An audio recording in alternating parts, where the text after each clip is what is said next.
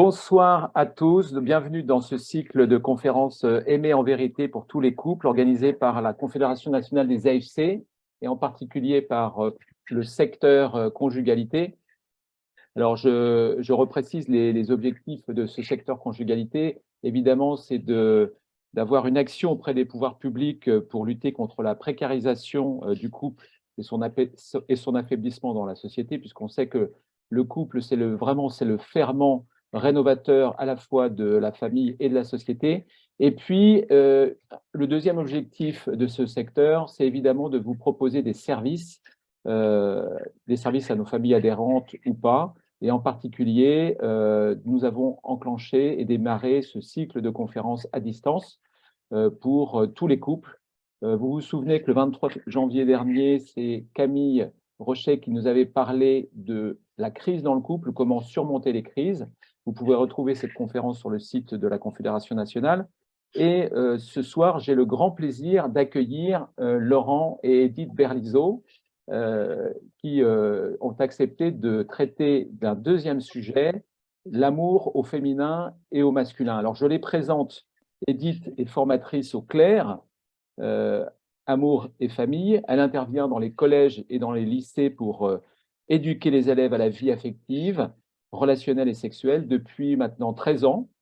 Elle rencontre environ 2500 adolescents ou préadolescents pour parler avec eux d'amour, de relations filles-garçons, de sexualité, d'estime de soi. Elle est par ailleurs conseillère conjugale et familiale du Clair depuis 8 ans et accompagne les couples en difficulté dans la région de Saint-Germain-en-Laye où vivent les Berlizeau. Edith et Laurent sont mariés depuis 28 ans et durant plusieurs années, ils ont préparé des couples au mariage, civil en mairie, mais aussi ont fait partie de l'équipe de préparation au mariage dans la paroisse de Saint-Germain. Ils ont animé l'an dernier une conférence également en visio dans le cadre d'un cycle de conférences pour les AFC auprès de la jeunesse des 18-25 ans. Et ce soir, avec l'expérience professionnelle d'Edith et l'expérience de couple de Laurent et Edith, bien sûr, ils vont nous dire à leur manière comment aimer malgré ou avec nos différences hommes-femmes. Sans plus attendre, je leur laisse la parole. Bienvenue, Laurent et Edith. Nous sommes tout oui. Vous allez intervenir à peu près 45 minutes, 50 minutes, et puis on aura une période de questions-réponses sur la fin de votre conférence. Merci pour ton accueil et on est vraiment, bonsoir à tous, on est vraiment content d'être avec vous ce soir, content et frustré en même temps, parce que on vous imagine derrière votre écran sans vous voir, et c'est d'autant plus frustrant que nous allons ce soir parler de relations. Et vous savez bien qu'il se passe plein de choses dans le visage, dans le regard, des regards inquiets, des regards dubitatifs, des regards amusés. Voilà. Et donc, grâce à Stéphane qui fera le lien, eh bien, on aura vos réactions et vos questions écrites. Et on prendra un temps, effectivement, à la fin pour pouvoir y répondre. Ce cycle de conférences se nomme « Aimer en vérité ». Et ce soir, nous parlons donc de masculin-féminin, homme-femme, comment on va pouvoir aimer avec nos différences. Alors, avec ce sujet, évidemment, le risque, ça serait d'enfermer chaque sexe dans une case. Les hommes sont comme ci, les femmes sont comme ça. En fait, on a tous en nous une part de masculin et de féminin. Et c'est l'éducation, l'environnement, bien qui vont nous influencer aussi largement. Et par exemple, moi, je suis arrivé dans la famille après 3 garçons. Alors, vous imaginez la joie de mes parents si j'avais été une fille. D'ailleurs, mon prénom, c'est Véronique. Ça aurait été. Voilà. Et moi, de mon côté, il y a quelques années, je suis tombée sur une carte postale que ma grand-mère avait écrite à mon frère aîné, peu de temps avant ma naissance. Mon frère avait déjà 2 petites sœurs et ma grand-mère lui avait écrit « Embrasse bien ton petit frère qui va naître ». Voilà, le petit frère, c'est moi. À l'époque, l'échographie n'existait pas, mais ma grand-mère l'avait inventée avec beaucoup d'autorité. Voilà, donc on va quand même faire un court état des lieux pour repérer les grandes tendances et exposer des faits scientifiques pour comprendre ces différences. Voilà, notre objectif, c'est vraiment de réfléchir à comment faire avec ces différences et pas malgré nos différences. Et alors que certains mouvements féministes cherche à gommer des différences, eh bien, parce que dans l'objectif de supprimer les violences, nous, on vous propose ce soir de regarder les choses autrement, parce que l'altérité, eh bien, peut être source de richesse si elle est comprise et bien vécue. Cette altérité, c'est une bonne nouvelle, elle est voulue par Dieu, et pour notre plus grand bonheur. Hommes et femmes, il les créa, à son image, il les créa, et voilà, et vraiment, c'est un beau programme, et c'est vraiment un merveilleux programme qui nous attend. Ce soir, on va parler du couple, des différences, des relations, en sachant bien que chaque personne est unique et évidemment, chaque couple est unique. Vous avez chacun vos histoires, vous avez, voilà, vous êtes très différents. Il y a des couples qui sont mariés depuis longtemps, il y a des jeunes mariés, il y en a qui se préparent au mariage, d'autres qui sont remariés. Voilà, donc vous avez chacun, enfin vous êtes chacun par votre expérience des spécialistes du couple. Et nous, ce soir, on va être des généralistes. C'est-à-dire que, voilà, on va peut-être même faire des généralités. À vous de piocher ce qui sera bon pour votre couple. Alors, comment va se passer la soirée? Eh bien, dans un premier temps, on va repérer en fait quelles sont nos différences en nous appuyant surtout sur des études scientifiques. Hein. Puis, dans un deuxième temps, on va parler sexualité parce que nous avons un corps pour aimer. Et dans un troisième temps, eh bien, on parlera de l'écoute et de la communication. Comment écouter cet autre que moi, qui est mon conjoint et que j'ai choisi. À la fin de chaque partie, un tout petit résumé et surtout 3 questions que l'on vous proposera de noter et puis qui vous permettront de revenir plus tard justement sur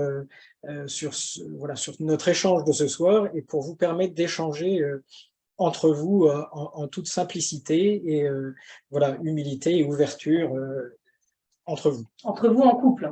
On imagine que vous vous regardez en couple, mais peut-être pas. Hein, mais voilà, il y aura des questions qui sont posées. Et puis, on vous proposera à la fin des références de livres aussi. Alors, avant de parler d'aimer en vérité, on pourrait s'interroger sur le sens du verbe aimer. En français, le verbe aimer recouvre un large champ. Le chat aime la souris, j'aime le chocolat, j'aime mon métier, j'aime mes enfants, j'aime mon conjoint, ma paroisse, bref, vous avez compris, on n'est pas sur le même registre. Eh bien, les Grecs, eux, avaient bien pris en compte des différentes dimensions du verbe aimer avec 4 mots pour parler de l'amour. Storgé correspond à l'amour familial, l'amour loyal, protecteur. Une protection dans le couple, une protection dans la famille aussi. Notre rôle d'éducateur, c'est de protéger nos enfants. Philia, c'est le lien d'amitié, un lien social qui va concerner l'altruisme et qui va rechercher le bien commun. Ce lien s'exprime à travers le respect, la solidarité, la camaraderie. Eros, c'est ce qui exprime le désir, la passion, l'attirance physique, sexuelle et pulsionnelle. Et lorsque son intensité est canalisée, eh bien, c'est le premier pas vers un amour plus durable et plus profond. Eros est à la racine d'érotisme. Il est présent dans le couple pour s'aimer avec nos corps. Et agapé, enfin, l'amour avec le grand A, l'amour désintéressé, hein, le plus pur et inconditionnel amour qui existe. Un amour tout donné à l'autre, un amour généreux, qui nourrit et qui trouve satisfaction à donner de l'amour. C'est ce double mouvement de don et d'accueil qui va aussi procurer, faire en sorte que la fécondité en découle. Donc, chacune de ces dimensions est appelée à être présente dans la relation amoureuse du couple. Un amour protecteur, aimer d'amitié, aimer avec passion et aimer dans le don et dans l'accueil. Alors, oui, mais pour s'aimer, aimer n'est pas toujours si simple. Et pour s'aimer avec nos différences, on va d'abord essayer de voir d'où viennent nos différences et ce qui nous permettra ensuite de mieux les comprendre. Alors, on le disait en introduction, elles sont manifestes, mais depuis quelques années, elles sont remises en question. En fait, il faut prendre ça comme une bonne nouvelle parce que ça nous permet de nous questionner, de nous interroger, de creuser cette question parce que on va revenir aux fondements scientifiques et pour vraiment s'assurer dans cette conviction de l'altérité. on vous recommande en particulier René Écochard, qui est médecin et qui a fait un énorme travail de synthèse sur les recherches neurobiologiques, et puis Yvon Dallaire pour son approche de psychologue et de sexologue. Alors, c'est bien connu, nous avons un seul chromosome sur 46 qui diffère entre l'homme et la femme. Sur la 23e paire, on voit les chromosomes XX pour les femmes et XY chez l'homme. C'est une toute petite différence, mais avec des grosses conséquences. Chacune de nos cellules dans notre corps eh bien, porte cette différence, et ce signe XX ou XY. Et donc, cette différence va d'abord marquer le côté anatomique. C'est généralement la première chose que dit la sage-femme à la naissance, c'est une fille, c'est un garçon. Et ces différences génétiques vont avoir un lien avec nos hormones. On sait que la testostérone et l'œstrogène pour les filles, la testostérone pour les garçons, l'estrogène pour les filles, vont agir directement sur les caractères sexuels secondaires au moment de la puberté. Mais ce qu'on sait moins, c'est que ces hormones, elles agissent déjà in utero et jusqu'à environ la première année après la naissance. C'est ce qu'on appelle la mini-puberté. Le cerveau va ainsi baigner dans ces hormones et être sexualisé. Alors, des études montrent que dès le 4e jour après la naissance, les nouveau-nés filles sont plus attentives au visage et au regard, par exemple, et les garçons plus aptes à suivre les objets. Et ça n'est pas lié à l'éducation. On constate aussi que les petites filles ont en général plus d'aptitude à la communication verbale et non verbale, et que les garçons ont en général un goût plus développé pour l'analyse systématique. Avec la puberté, on voit bien que le corps de la femme est rythmé par un cycle. Il se prépare à porter la vie, à donner la vie, à la nourrir, à la protéger, à en prendre soin. La femme va en moyenne faire éclore 400 ovules maximum entre la puberté et la ménopause. Et un ovule dure environ 24 heures. Son corps va vivre au rythme de son cycle avec des variations de plusieurs hormones voilà, jusqu'à la ménopause. Chez le garçon, à partir de la puberté, eh bien, il va y avoir une arrivée massive de testostérone et enfin, voilà, ça va rester plutôt stable tout au long de sa vie jusqu'à sa mort. Et son corps va fabriquer des millions de spermatozoïdes en continu et il aura une fécondité permanente et abondante, en légère dégressivité, mais globalement permanente, stable, jusqu'à la fin de ses jours. Et c'est cette hormone, la testostérone, qui va fournir à l'homme une bonne force musculaire pour attaquer ou pour courir vite éventuellement. On le verra plus loin dans les aspects comportement. Et cette hormone qui met l'homme en tension le pousse à rechercher la prise de risque, les sensations fortes, l'action, le pouvoir, la compétition, montrer qu'il est le meilleur, mais finalement prêt à s'engager pour des causes. On a vu les chromosomes, les hormones, mais alors que se passe-t-il dans le cerveau? L'imagerie médicale a permis aux chercheurs de voir comment les différentes zones du cerveau interagissaient et où elles se situaient. Chez l'homme, le cerveau est caractérisé par une rigide latéralisation, c'est-à-dire que les zones du langage sont, par exemple, strictement localisées dans l'hémisphère gauche. Et on dit de l'homme qu'il a une pensée linéaire et puis que, globalement, il fait des tâches successives. L'hémisphère gauche, c'est aussi la zone qui héberge la rationalité. Voilà, donc là, la parole va servir à énoncer des faits, délivrer une information, transmettre des connaissances, donc assez direct. L'homme va généralement droit au but. Il ne va pas s'embarrasser de phrases, ce qui fait que vous pouvez commencer à comprendre qu'en définitive, eh bien l'homme, on peut donner l'impression qu'il veut toujours avoir raison. Et donc, l'homme va avoir tendance à résoudre ses problèmes en se taisant. Il a besoin de se concentrer finalement pour étudier le problème. Et finalement, eh ben, il peut avoir du mal à recevoir des conseils. Dans le cerveau masculin, les zones qui sont reliées à l'action sont 2 à chaque fois plus volumineuses que chez la femme. L'homme va préférer souvent exprimer ses sentiments par des actes, alors que, on va le voir, la femme utilisera la parole. Autrement dit, l'homme agit ses émotions, alors que la femme, elle, les verbalise. On peut penser à Saint Joseph, par exemple, l'homme qui, par excellence, qui agit pour protéger et dont les évangiles ne relatent pas de paroles. On peut penser aussi à la littérature française, hein, qui montre bien, par exemple, avec Cyrano de Bergerac. Christian, le neveu de Cyrano, ne désire qu'un baiser d'amour, alors que Roxane, elle attend des paroles d'amour. Alors pourquoi la femme verbalise? Chez la femme, les zones du langage sont présentes dans le cerveau gauche et le cerveau droit. Les connexions entre les 2 hémisphères sont plus nombreuses et plus développées dans le cerveau de la femme. Pourquoi? Parce que c'est spécialement grâce à l'œstrogène qui facilite les connexions.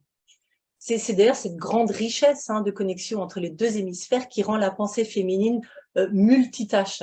Ça veut dire qu'elle peut faire plusieurs tâches les unes après les autres, plus rapidement. Je me souviens d'une femme qui me disait, qui me faisait part de son incompréhension et de sa déception même vis-à-vis de son mari. Elle me disait, lorsqu'il est en télétravail et qu'il passe devant le panier de linge sale, il pense même pas à le prendre. Il l'enjambe, il descend les escaliers et il va à son bureau. Et il passe 3 fois par jour devant ce panier et il n'y touche pas. Oui, l'homme, quand il est au travail, il est tout tourné vers sa tâche, par une seule tâche. Et donc, chez la femme, les zones qui concernent la parole vont se trouver dans le siège du rationnel et de l'émotionnel. Pour la femme, parler, ça va être tisser un lien, construire une relation, entretenir un contact. Et la parole est la preuve d'un sentiment amical, elle est un peu donnée comme une récompense. Voilà. Et puis comme la femme est très sensible aussi au visage, elle perçoit ce qui se passe dans le regard des personnes, elle est pas mal tournée vers l'empathie. Alors ça ne veut pas dire que les hommes ne soient pas empathiques, hein, mais il y a une prédisposition à l'empathie. Et elle aurait une compréhension plus fine des autres. Mais ça veut dire aussi qu'elle utiliserait un langage implicite, un langage sous-entendu, où il faudrait deviner ce qu'elle veut signifier. D'où certains malentendus dans les couples. Voilà, souvent quand j'ai des entretiens de conseil conjugal, je vois que les hommes sont assez soulagés quand je demande à leur épouse, mais concrètement, qu'est-ce que vous aimeriez? Qu'est-ce que vous attendez que votre mari devine? Voilà, ça serait quoi? Donc là, enfin les choses sont concrètes et sont dites. Lorsqu'un problème arrive, lorsqu'on est stressé, qu'est-ce qui va se passer en définitive? Notre héritage ancestral fait qu'en cas de danger, pour un même risque réel ou virtuel, l'homme va sécréter de la testostérone et de la vasopressine, qui sont 2 hormones qui vont favoriser l'agressivité ou la fuite. Combattre ou fuir, manger et éviter de se faire manger, ça, on est dans l'héritage ancestral, dans l'héritage de l'homme préhistorique. Et la femme, elle va manifester des réactions protectrices et aimantes en raison de la sécrétion d'ocytocine, qui est l'hormone de l'attachement. Chez elle, parole et proximité vont permettre d'évacuer le stress. Voilà. Et comme la parole est un pont jeté vers l'autre, elle va s'appuyer en particulier sur son conjoint, qui est son principal allié. Voilà, sauf que chez l'homme, on l'a vu tout à l'heure, lui, il est plutôt tourné dans l'action. Et donc, il va vouloir faire disparaître la source de stress en la combattant ou en s'isolant. Et donc, vous commencez à deviner le problème, c'est qu'aujourd'hui, le schéma reste le même, c'est-à-dire que plus la femme va parler parce qu'elle est stressée, par exemple, plus l'homme, lui, va se sentir responsable, agressé, il va vouloir se justifier ou éviter le débat. Et en définitive, en fait, on va enclencher un processus qui n'est pas, qui finalement n'est qu'une escalade, parce que la femme n'arrivera pas à rejoindre l'homme qui, lui, voudra fuir finalement. Et ça, il y a pas mal de couples, hein, qui fonctionnent comme ça. Ça peut dédramatiser et permettre de prendre du recul, de comprendre tout simplement le fonctionnement de chacun. Alors, ce qu'il faut retenir de ce petit topo, là, cette première partie, eh bien, c'est que nous sommes biologiquement marqués. Notre éducation et nos interactions nous façonnent. Nous avons différentes sources d'incompréhension, et donc il va falloir les connaître pour les accepter, vivre avec, ce qui permettra d'aborder d'autres sources de conflits liés, par exemple, à des moments d'insécurité ou de crise dans le couple, comme la perte d'un emploi, ou un déménagement, ou la crise du milieu de vie. Voilà, donc 3 questions et 30 secondes pour les noter. Quelle part de masculin, de féminin j'aime chez toi? Quelles différences peuvent nous éloigner? Quelles différences nous enrichissent? Alors, il y a plusieurs façons d'aborder ces questions-là, hein. Nous, on peut vous suggérer, par exemple, de chacun répondre à la question, et puis après, vous pourrez en parler chacun à tour de rôle sans intervenir. On y reviendra dans la 3e partie.